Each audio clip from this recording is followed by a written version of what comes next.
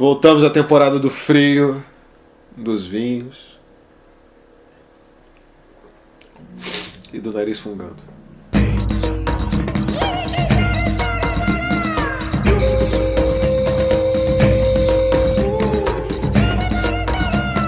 Livro de hoje: O Pai da Menina Morta, Tiago Ferro. Uma porrada em forma de livro, publicado pela editora Todavia. O Tiago Ferro, para quem não sabe, é o editor daquela editora aí, Galáxia, que publica e-books. Inclusive, eles andaram me mandando um e-mail esses dias aí. Ele e a Mica me mandaram aí os links para download, para que eu possa sortear um livro aí para vocês. Vamos fazer isso depois, sim. Mas por agora vamos falar sobre esse livro dele aqui. Bom, o Tiago, ele tinha uma filhinha de 8 anos que morreu em 2016 em decorrência de uma gripe. Foi um caso que até na época acho que passou no jornal, se não me engano. E esse livro aqui é uma tentativa dele de lidar com esse luto, né? Esse livro, você vê que ele foi escrito agora, assim, né? A menina morreu, né? Não tem 2 anos, e ele já publicou esse livro. Então, assim, ele foi escrito ainda muito vivendo o luto que ele experiencia quando morre, quando a criança morreu, né? Vamos lá, cara, vamos tentar ser delicado com esse livro, porque esse livro aqui ele exige uma certa delicadeza da nossa parte. Aqui não é tanto momento de brincar, não, porque o assunto é sério e é muito um tabu, né, cara? O pai que perde o filho, assim, é uma coisa que a sociedade, de uma maneira geral, não consegue vivenciar muito. Embora a morte seja natural e a morte de crianças, por mais que a gente não queira aceitar isso, de certa maneira é também uma coisa natural, né? Mas essa experiência é uma experiência assim, muito difícil, traumática, obviamente. Perder qualquer pessoa sempre é um processo que precisa ser enfrentado com muita força. Mas esse caso assim, específico acaba comovendo mais porque existe toda essa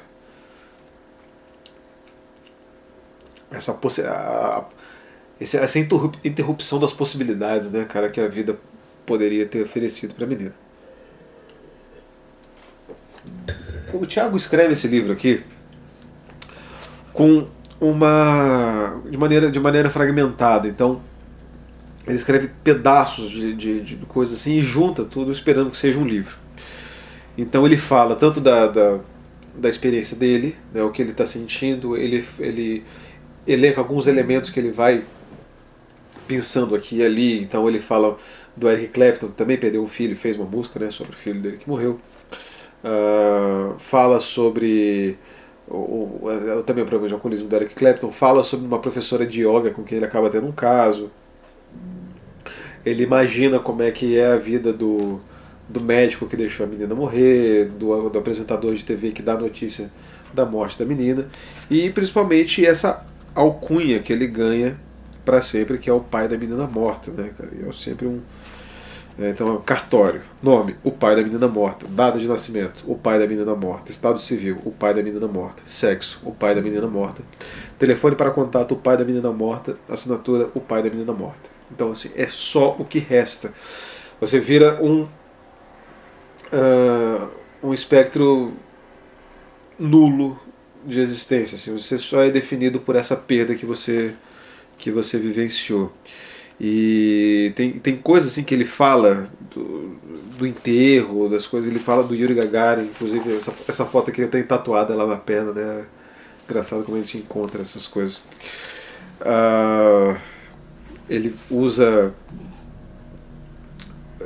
definições de dicionário. Então, por exemplo, miocardite. Substantivo feminino card. 1. Inflamação do miocárdio. 2. Raio e céu azul. 3. Ninguém diagnosticou a tempo. 4. Naquele dia ela passou pela pediatra em um dos melhores hospitais do país. 5. É só uma gripe. 6. Hidrata bem e controla a febre. 7. Os olhos incharam um pouco. 8. Vamos observar. 9. Vamos continuar tentando. 10. Chama sua filha. 11. Em alguns casos a miocardite pode ser fulminante. 12. Você não vai processar o hospital? Ninguém tem culpa. 13. Você não vai processar o pediatra? Ninguém tem culpa.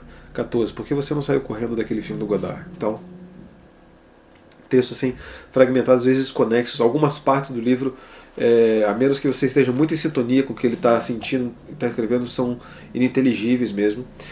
E E em tudo isso ele junta essa narrativa, não é narrativa, né? Esses fragmentos de texto para tentar compor uma narrativa que dê conta de experimentar, de vivenciar e de expurgar, quem sabe, esse luto que ele sente. Como livro, vamos analisar assim, como livro mesmo, ele pode levantar alguns problemas, no sentido de que, primeiro, isso aqui vale como livro, dois, é de bom tom, é de bom gosto, é certo escrever um livro sobre o luto, né, é certo explorar esse tipo de coisa comercialmente.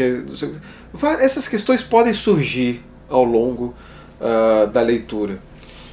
E a minha percepção, quando eu li esse livro, durante muito tempo ela ficou muito embaralhada por essas outras questões e também por algumas outras que surgiram durante a leitura, mas elas passaram rápido porque a gente lembra nessas horas aqui. Esse livro aqui é um livro que traz a gente muito de volta para essa realidade de que a literatura ainda é esse campo da experimentação, ainda esse território livre, ainda é a forma mais livre, na minha opinião, de arte que a gente encontra para expressar sentimento. Por que não escrever um livro agora, assim, nesse calor do luto, né? Por que não fazer isso agora?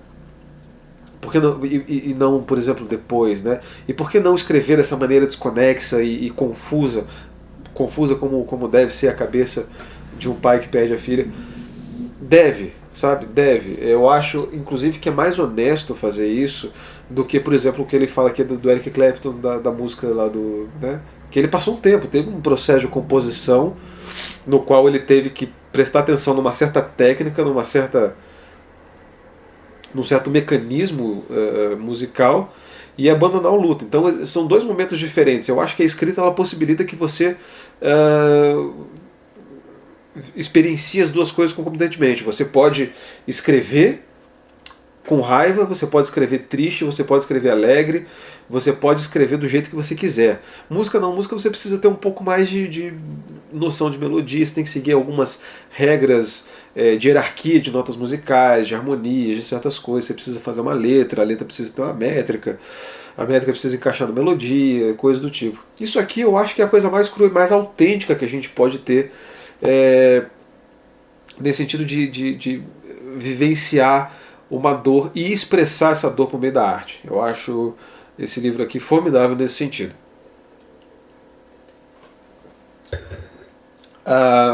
O tom, o gosto, a delicadeza, isso importa pouco diante disso tudo. Quando a gente faz o pacto artístico de receber isso aqui como uma obra de arte, como uma obra de arte que recebe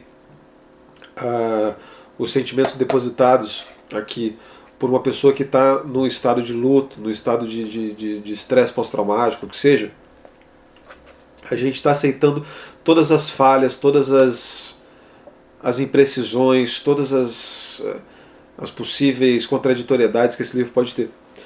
E se você aceita isso, você tem que comprar o pacote inteiro. Você não pode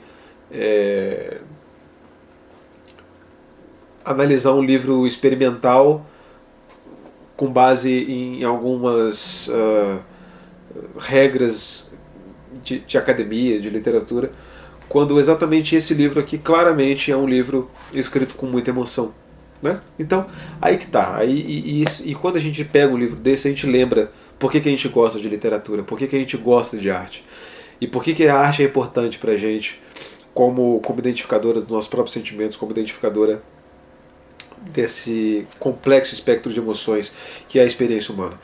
A gente entende a arte como essa maravilha que possibilita a gente expurgar, aceitar e se solidarizar, né? Criar uma empatia com isso.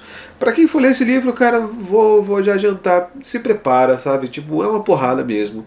É um troço que vai te deixar mal, sabe? Não tem como você passar incólume essa leitura. O Tiago ele está claramente sofrendo muito aqui escrevendo esse livro. Ele não está assim, se fazendo de coitadinho, nada do tipo.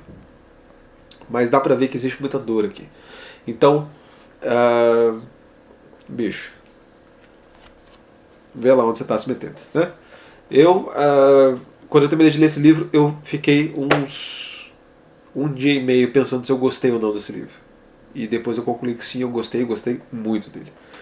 Então era isso que eu tinha para falar sobre esse livro e sobre esses aspectos principais. Recomendo, leitura rápida, profunda e eu acho que das mais honestas, como a arte deve ser, sempre. Né? Se inscreve no canal, dá um joinha, vamos conversar sobre o Thiago Ferro, O Pai da Menina Morta, lançado pela editora Todavia. Beleza? Um abraço, galera aí. Tchau.